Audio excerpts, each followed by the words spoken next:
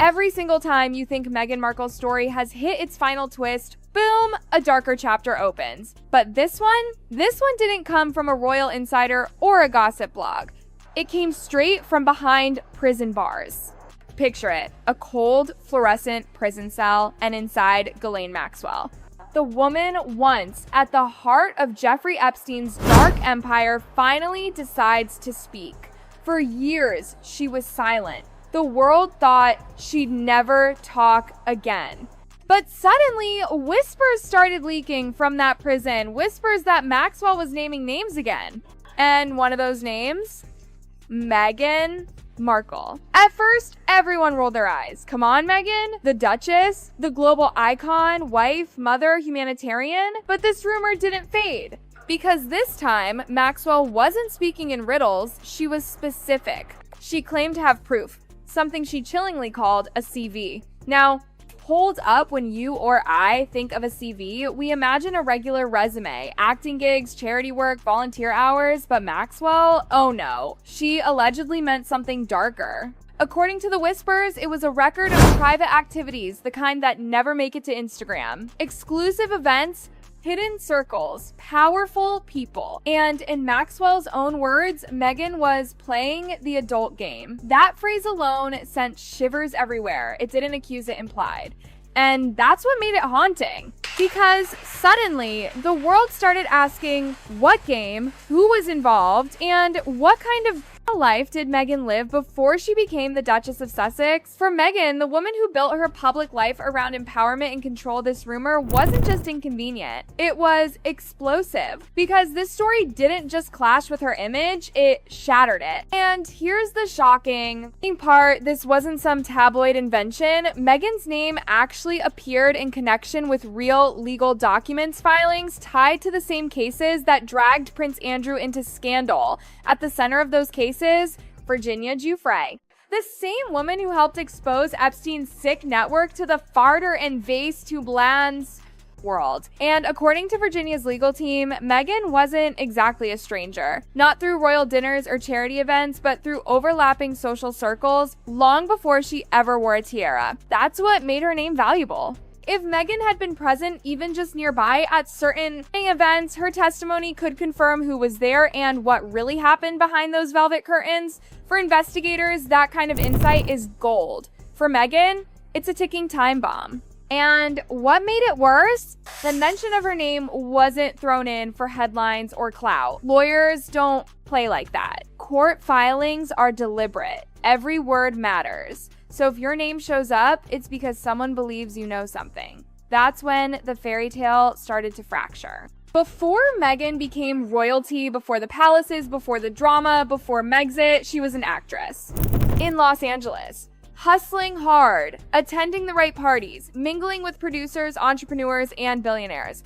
Totally normal in her world, except some of those elite circles occasionally overlapped with Epstein's network, where power and pleasure traded places. And that's when the imagination runs wild. Because if that world collided with royalty, it's the perfect storm.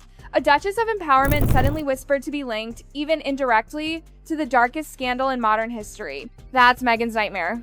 Because once Ghislaine Maxwell dropped her name, it stopped being a rumor, it became a possibility. And the world doesn't need truth to destroy you. It just needs a story that sounds like it could be true. And that's exactly what this prison whisper turned into, a wildfire of speculation that no PR team could contain. Then came the two words that changed everything: close companion. Those words appeared in court notes beside Meghan's name, and trust me, that isn't casual language. It means familiarity, access, maybe even time behind closed doors. This wasn't about a random photo op or a polite royal handshake. Close companion means something deeper. Dinners, introductions, conversations, moments that weren't meant for public eyes. Before she was the Duchess, Meghan was climbing strategically, gracefully, ambitiously. And back then, Prince Andrew was still powerful, opening doors in London's elite social world. If Meghan had access to him, she had access to everyone. Now imagine how that looks in hindsight. A rising Hollywood star brushing shoulders with the same circles that would one day implode under the Epstein scandal. Coincidence or connection?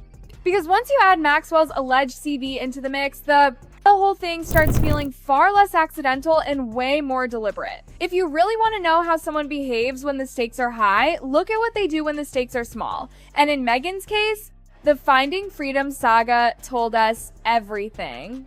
When that royal biography hit the shelves, Meghan swore she had nothing to do with it. Her lawyers doubled down. She hadn't briefed the authors, hadn't shaped a single sentence. But then came the emails, hundreds of them. Proof that she'd secretly been feeding details to the writers, private palace moments, conversations, little emotional details meant to make her look like the misunderstood heroine. The truth? She hadn't just protected her image, she had manufactured it. And once people saw that, they started wondering if she could bend reality for a book, what else could she hide?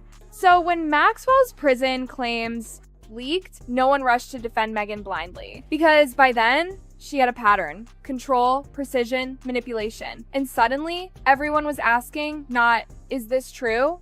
But could she have hidden it? When accusations this heavy surface, most celebrities go nuclear. They release statements, threaten lawsuits, demand retractions. But Meghan, she did none of it. No denial, no outrage, no press release, just silence. Instead, she posted flowers, launched a lifestyle brand, smiled at the camera like nothing happened. But in scandals like this, silence doesn't calm the storm, it feeds it. People started whispering, is she afraid to answer or too confident to care? Her defenders said she was rising above the noise. Her critics said she was waiting for it to fade. Either way, that silence became her loudest statement. Because when the world is screaming your name and you say nothing, everyone starts writing their own version of the truth. Every scandal has its breaking point. And in Meghan's case, it's not a person, it's a file. That alleged CV. Just imagine, one day, a whistleblower, a court subpoena, or a leak exposes that document. Even if it's exaggerated, even if only a small part is real, the damage would be instant. The media would erupt. Headlines would flood in before facts. Every talk show, every late night segment, every royal commentator would dissect her entire life line by line. And Meghan, the queen of image control, would suddenly lose it all. Because in this kind of story, there's no safe move. If she stays silent, it looks like guilt. If she denies, it sounds rehearsed. If she sues the courts, demand proof. And that means emails, documents, receipts. Checkmate. That's why people say this isn't just rumor, it's a time bomb. For Meghan, image is everything. She sells compassion, class, empowerment, a story of reinvention. But once this kind of scandal hits the bloodstream, every smile, every quote, every polished interview looks fake. Because once the seed of doubt is planted, people start seeing it everywhere. Even if she's innocent, perception rewrites her story. Her friends, her Hollywood years, her quick royal marriage suddenly, it all looks calculated. And that's the cruelest part. Perception outlives proof. One phrase like playing the adult game can stick forever. Because in the court of public, in my opinion, you don't need guilt, you just need belief. Right now, Meghan is trapped between two worlds. One is the empire she's built: podcasts, brands, photo ops, perfectly filtered, calm. The other is the past she's tried to bury: whispers, shadows, unanswered questions. Her team keeps posting curated snapshots, homemade jam jars, glowing sunsets, pastel smiles. But behind the filter, there's tension. Because if that alleged file exists, she can't outrun it forever. She's turned every setback into sympathy, every rumor into branding.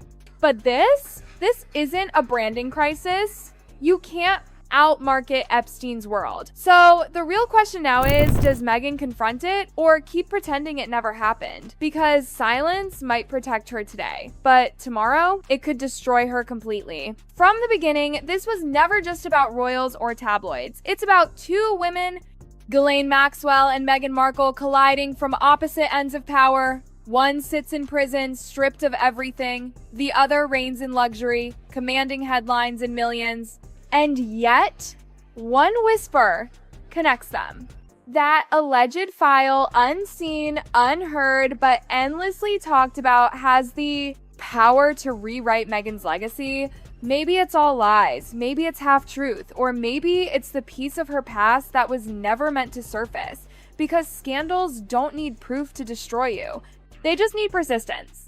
And Ghislaine Maxwell's words, even from a cold cell, refuse to die. So, the question isn't if Meghan's past will resurface, it's how much of it the world will finally see. And when that light finally hits whatever's been buried, her story won't just be tested, it will be rewritten. Because truth, no matter how long it hides, always finds its way back.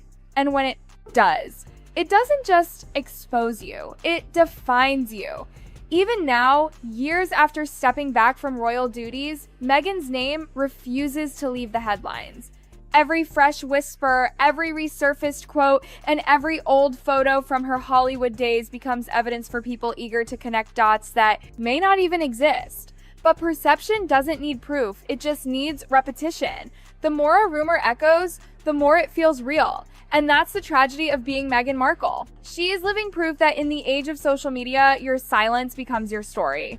Because the moment Maxwell's CV was mentioned, the gossip industry found its new goldmine. Commentators, YouTubers, TikTok creators, everyone had an angle, a theory, a source. Even tabloids that once praised Meghan's glamour turned their cameras back on her, hunting for reactions she never gave. Her every public smile started looking like a mask, her calm presence a cover-up. Whether true or not stopped mattering, the narrative took over. And that's the cruel beauty of gossip. It grows, mutates, and feeds on emotion. For Meghan, one shadow from her past now stretches across everything she's built. A reminder that even fairy tales can turn into crime scenes when whispers refuse to die.